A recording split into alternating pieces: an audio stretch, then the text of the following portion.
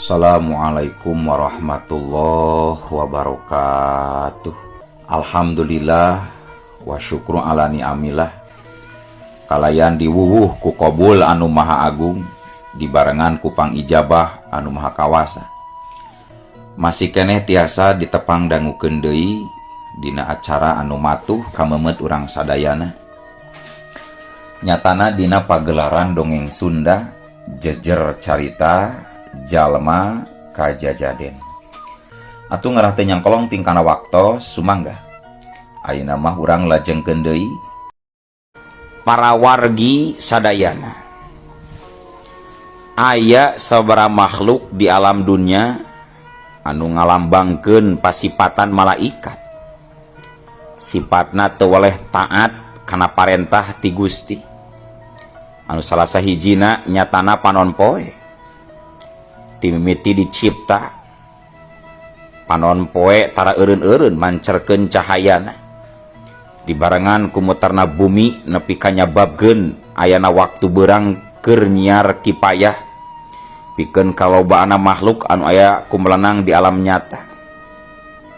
Jeung ayana waktu peuting pikeun ngareureuhkeun kacapena. Kalayan seetik oge panon poe mah tara leuir enggoning meletek jeung sumurupna. Siga harita dina poean anu geus anyar deui. Persisna dina mangsa anu sok disebut wanci handeut moyan ku bangsa manusia di tatar Sunda. Saware makhluk kaasup anu aya di lembur Jatilinduh jeung sabudeureunana. Geus ngasaan deui nikmat caang jeung haneutna ti hiji makhluk anu dingaranan panon poe. Siga Bah Samiri anu harita keur ngahaja moyankeun awakna. Pajar teh sangkan sesa-sesa kanyerina gancang sirna. Bah, Pak, urang taruang heula atuh. Cek Neng Yasmin nyelengkeung. Bari culang cileung tina lawang pantok nawaran ka Bah Samiri jeung ka Lurah Asep sangkan dahar heula.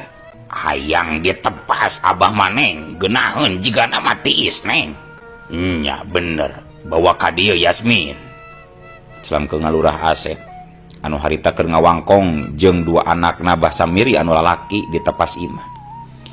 Siga nu langsung sapuk mangsa Bah Samiri ngomong kitu teh. Neng Yasmin tibang unggeuh sarta gancang ngoloyor deui muru ka dapur. Jadi moal dianteur nya ka mayat pak teh, Bah. Lurah Asep rutret ka dua anakna Bah Samiri. Teu kedah Pak Lurah. Da siang ieu ayeuna mah. Sajabina teh eta dari mapah mah kiateun geuning pun bapak teh Pak Lurah. Nya kajeun atuh ari kitu mah. Kadek pikanya Abah teh nya. Keun we ari perkara ka sang tukang nama. Da mata kitu oge geus jadi bagian tina jalan kahirupanana. Malah mandar jadi pieunteugeun pikeun balarea keur kahareupna. Dua anak lalakina Bah Samiri unggut-unggutan. Atra pisan aya kareueus dina teuteup jeung dina paroman beungeutna.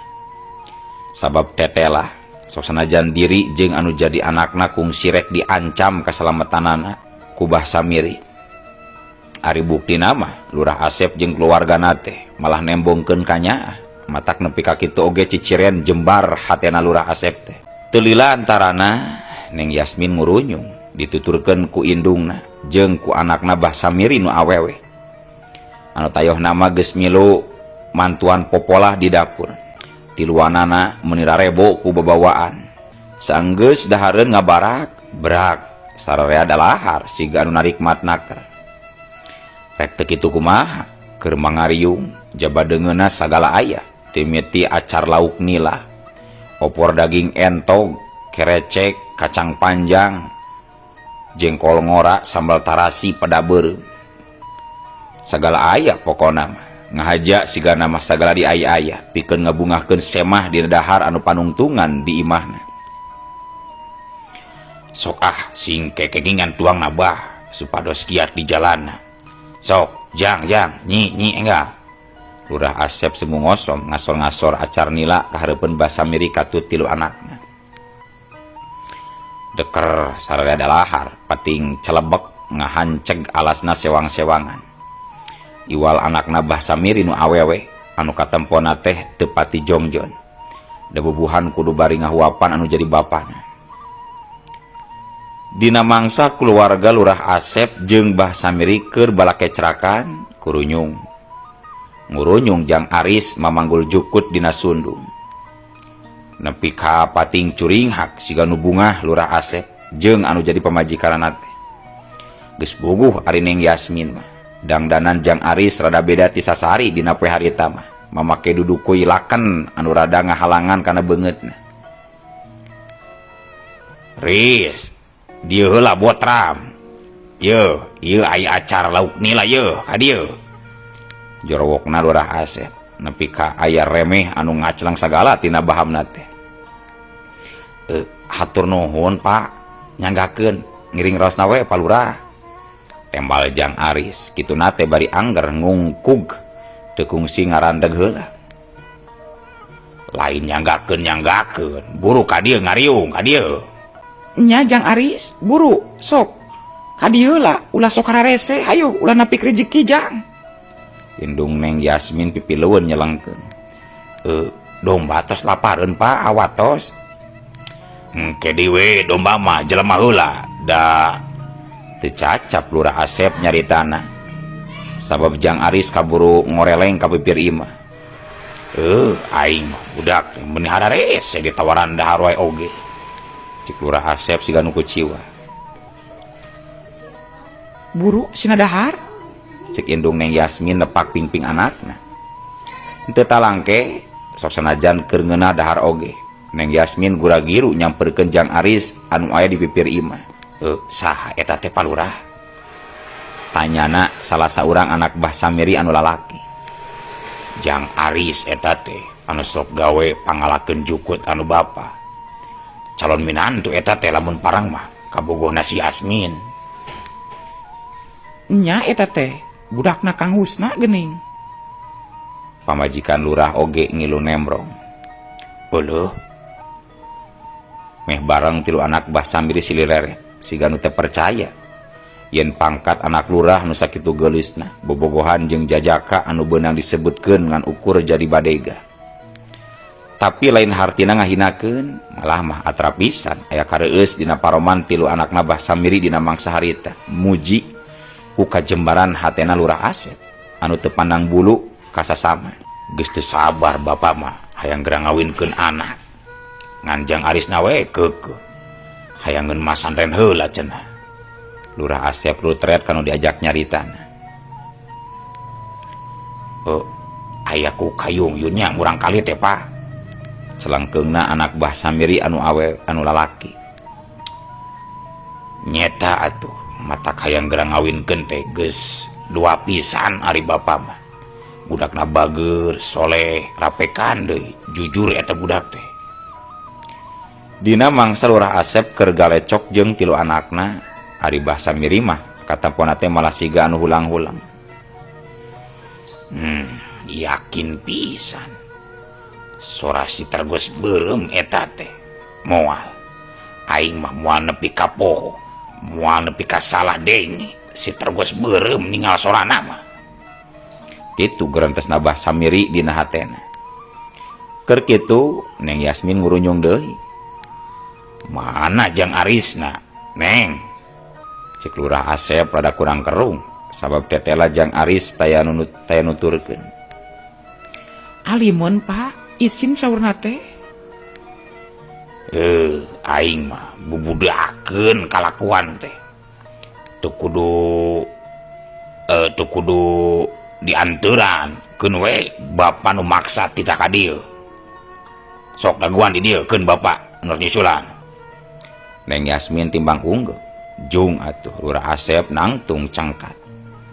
Sarta nu saterusna mah gura-giru nyamperkeun Jang Aris ka pipir imah. Di pipir imah kasampak Jang Aris keur ngageberan awakna ku dudu kuilaken. Ih ari maneh di titah dahar teh kalah cicing di dieu geuning Riz. Lurah Asep siga nu keuheul. Wareg keneh ieu teh Pak Lurah. Lah sok ngawadul hayu buru dahar heula hayu. Gep Lurah Asep ngajewang pigeulangan Jang Aris. Saratan saterusna mah satengah digugusur dibawa ka tepas imah. nepi ka teu kaburu ngahontal heula dudu koilakeunna Jang Aris oge. Mangsa ngurunyung Jang Aris ka tepas imah, Basamiri mah nepi ka moloh. Sabab tetelah bener pisan yen Jang Aris teh geuning si tergos beureum anu pohara pisan di arep-arep pangjonghokna. Solongkrong kalayan dibarengan ku sikep awak anu pohara rengguna, Jang Aris gura-giru nyolongkrong ngajak kesalaman ka tilu anakna Basamiri. Panungtungan sasalaman ka Basamiri anu sok sanajan eueuh ramoan. Karasana ku Basamiri mah aya hawa nu pohara nyecepna, mangsa narima dua dampal leungeun Jang Aris teh. Sumarambat kana sakujur awakna. Treup Basamiri padu teuteup jeung Jang Aris. Aneh. Sok sanajan taya kecap anu kedal, tapi pikeun Basamiri bet ujug-ujug ngarti yen Jang Aris merdih ka dirina, sangkan teu ngabejakeun saha Jang Aris nu sabenerna ka jalma rea, kaasup ka jalma-jalma nu harita keur raya di dinya. Salesotna tina dampal leungeun Jang Aris cimat. Salesotna tina dampal leungeunna Jang Aris cimata Basamiri ujug-ujug merebei tug nepi ka murubutna. Lurah Asep jeung nu sejena nepi ka kurang kerung bari pating poloho. "Ari abah kunaon, Bah?" Antara bingung jeung melang, anak Basamiri nu awewe neuteub ka bapana. Poho bieu sasalaman. Rasaan teh aya ramuan kene nyanyautan deui kadupak ku si Kasep. Tembal Basamiri sakeunana, kituna teh bari teu eureun murag-murageun cimata. Atuh maneh deui, Riis. Lain tumpat tempuh heula ari sasalaman teh, Riis. Watir si abah nepi ka ceurik kitu, Riis. Lurah Asep rada nyentak ka Jang Aris. "Duh, hapunten pisan, Pak. Abi oge hilap. Abah, hapunten pisan nya, Bah." Jang Aris sanduk-sanduk minta hampura ka Basamiri. "Nya Kasep, hampura abah oge nya." Tembal Basamiri, kituna teh bari beuki murubutkeun cimata. Rada kurang kerung Lurah Asep jeung anu sejena mangsa Basamiri malah malik menta dihampura ka Jang Aris. Ditampi atuh Pak Lurah."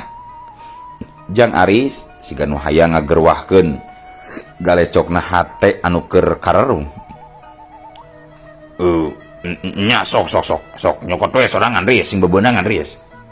Tembal Lurah Asep rada dekul. Saenggeusna ngalas mah Jang Aris dahar siga anu nikmat pisan. Lurah Asep jeung nu sejena oge nurutan teruskeun deui ngahanca-hancenganana. Iwal Basamiri anu embungeun teh pajar teh geus wareg teuing. Sajroning Jang Aris keur dahar, Basamiri mindeng maling reret dibarengan ku ngeclakna cimata. Tapi bari jeung puringis kituna teh siga anu bener-bener keur nahan kanyeri dina leungeunna. Pohara luhungna pangarti ieu budak teh. Awak aing bet asa dumadakan jag-jag deui sanggeusna aya aliran hawa tiis anu cik kene sumarambat tina dampal leungeunna teh. Aya ku kayung yun hidup majang luhung ku pangarti tapi teu nyomongkeun diri. Naon pisan geus nunjukkeun kana jalan bebeneran ka abahnya. Jeung geus daek ngubaran abah Kasep. Kitu gerentesna teh Basamiri henteu ari pokna. Ari Jang Aris bersiga anu ngadengieun ngareret ka Basamiri dibarengan ku imut sarta unggeg sabaraha kali. Cag tunda heula kayaan di imahna Lurah Asep anu keur balake serakan dalahar. Ayeuna urang samper heula kayaan di tempat dumuk matuhna anak buah si Jolat. Di hiji leuweung anu deukeut ka lembur Cilanjung. Dina waktu anu sarua harita teh anak buahna si Jolat keur saruka bunga. Sabab keur boga duit anu lumayan loba. Ladang tina ngajual gelang emas anu pameret ti pamingpinna teh. Kendi wadah arak anu ukuranna rada gede diriung ku opatan. Kadaharan ngabarak teu dipiringan-piringan acan. Cangkang suuk patulayah pacampur jeung urut cangkang kadaharan anu sejen. Sajroning bagilir muterkeun cangkir anu geus teu sian arah. Anu opatan pada galecok sagala diwangkongkeun. Sakapeung saleuseurian sempal kapiguyon kalayan teu puguh ngeunaan perkara anu keur disengseurikeunana. Keur kitu bray panto imah aya nu muka. Disusul ku ngurunyungna dedegan lalaki nu jangkung badag anu tetela eta teh geuning si Jolan. Tah kabeneran datang nginum Kang nginum loba kena ieu Kang cek si Ajo siga nu bunga. Teu langsung ngomong gek si Jola diuk dina eta riungan. Song salah saurang anak buah si Jolat ngasongkeun cangkir anu geus dieusian arah. Leguk diinum disakalikeun. Mawa naon eta Kang? Si Ajo netep kanjut kundang anu keur dikeukeuweuk ku pamimpinna. Duit jeung emas ieu teh deuleu. Horese meuli arak deui atuh euy. Ngan arak jeung arak we nu aya dina udeg sia mah deuleu. Ieu mah keur modal babel. Si Jolat nyentak anak buahna anu cikene nyelengkeun. Rek dagang Akang teh. Oh, rek kawin meureun Kang Joladenya. Lain dek dagang atau rek kawin goblok. Dengikeun heula mata oge deuleu sia teh. Dasar marabok sia. Jarempe kabeh oge ari disentak kitu mah. Muterna cangkir arak oge pipilueun eureun. Ieu dengikeun. Aing geus bosan hirup di leuweung wae mah euy. Geus bosan leuweungan teh. Aing hayang pindah kan rada rame. Hayang cicing di tempat anu rame. Reg nepi kadinya si Jolan ngarandang heula nyaritana. Si Ajo jeung nu sejena tibang malencrong siga eueuh anu wani pikeun nyarita. Aya pancen keur marane upatan deuleu. Poe ieu keneh marane kudu neangan anu rek ngajual imah. Di lembur anu pernahna teu pati jauh ka pasar euy. Cek si Jola deui kalayan pohara pisan dariana. Di haur bungur Kang. Tah heueuh neangan imahna nu hade jeung rada badag. Sarta lega taneuhna. Sangkan kahareupna cukup tempat keur ngaronjatkeun karaman urang. Atuh pasti mahal Kang di haur bungur mah.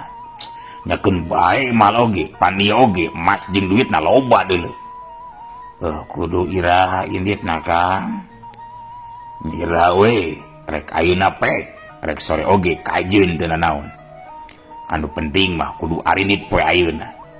Tah rarangken emas duitkeun heula ka pasar. Duit anu ieu mah ulah waka diganggu kade. Temal si Jolat kitu nate bari nunda kanjut kundang di tengah riungan. Si Ajo gancang ngudar tali kanjut kundang. Siga nu panasaran hayang nyaho kana eusina. Buset, geuning loba Kang. Anyir ngadadak beunghar ieu mah euy. Wah, gampang neangan imah oge ari duiteun anak namrog ieu mah. Nepi kapating Jaranghok sarta siga nu baru ngapisan sok senajan bari talerer eta opat anak buahna si Jolan teh. Aing rek ngadaguan di dieu nya. Pokona mah lamun can meunang imah sia opatan tong waka marulang deui. Siap Kang siap. Si Ajo haget nyanggupan. Anu sejenna mah timbang arunggut-unggutan. Jeung omat lamun sia opatan kumaha wani ngalicikan aing atawa nepi ka nekat mawa kabur eta duit eta barang mangka masing rek nyumput dina liang silem oge ku aing mah bakal kapanggih deuleu. Cek si Jola deui kalayan pohara pisan tandasna. Moal ge wani atuh Kang. Pan eta oge keur pikarepan urang sareah meureunnan Kang. Nya Kang. Tapi hari nyokot keur dahar atawa keur udud mah meunang meureun Kang. Kop teh teuing ari perkara eta mah da sia oge gableng kadut. Si Ajo jeung nu sejena arunggut-unggutan kalayan paroman beungeut siga nu barungah pisan. Da memang geus lila hayang parindah ti eta leuweung teh. Ngan pedah we ari basa ti heula mah dicarek ku Juragan Ramdi anu jadi sumber duitna. Eusian deui, aing mah karek sacangkir deuleu, gancang eusian deui. Si Jolad neuteub salah saurang anak buahna anu ti tadi ngeukeweuk cangkir. Teu talangke gancang cangkir eusian deui arak.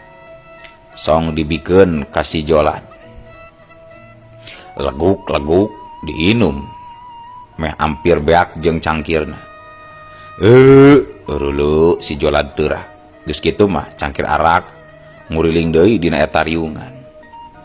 Tapi Kang, moal loba warga anu wawuheun kitu ka arurang. Lamun Akang engke geus pindah ka tempat anu rame Kang.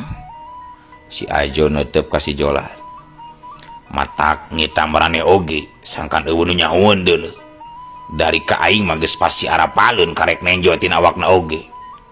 Engke lamun imah geus dipager jangkung sarta geus lengkep ku parabotna bejaan dewe. Geus teu kudu dibejer beaskeun deui sigana mah.